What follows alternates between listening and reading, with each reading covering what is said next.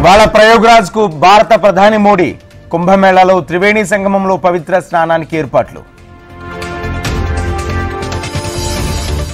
ఇవాళ ఢిల్లీ అసెంబ్లీ ఎన్నికల పోలింగ్, కాసేపట్లో ప్రారంభం కానున్న ఓటింగ్. అనకాపల్లి హెట్రో డ్రగ్స్ లో గ్యాస్ లీక్, 12 మంది కార్మికులకు అస్వస్థత, 3 పరిస్థితి విషమం. చర్లపల్లి పారిశ్రామిక వార్డులో భారీ అగ్ని ప్రమాదం, రసాయనాలతో ఎగిసిపడిన మంటలు. వెనకబడిన వర్గాల అభ్యున్నతే ప్రభుత్వ లక్ష్యం, ప్రతి పేదోడికి న్యాయం చేయాలన్న ఉద్దేశంతోనే సమగ్ర కుల సర్వే సంకల్పం.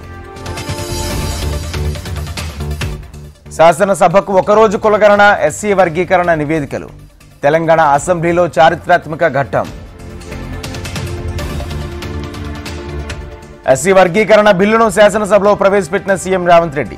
సామాజిక న్యాయానికి అన్ని రాజకీయ పార్టీలు ముందుకు రావాలని పిలుపు. ఎస్సీ వర్గీకరణపై జస్టిస్ షమీం అఖ్తర్ నివేదిక, 15% రిజర్వేషన్లను 3 గ్రూపులకు పంచాలని సిఫార్సు. తెలంగాణ అసెంబ్లీని కుదిపేసిన సమగ్ర కుల నివేదిక, నివేదికలో సమగ్రత లోపించిందని సభ్యుల అభిప్రాయం.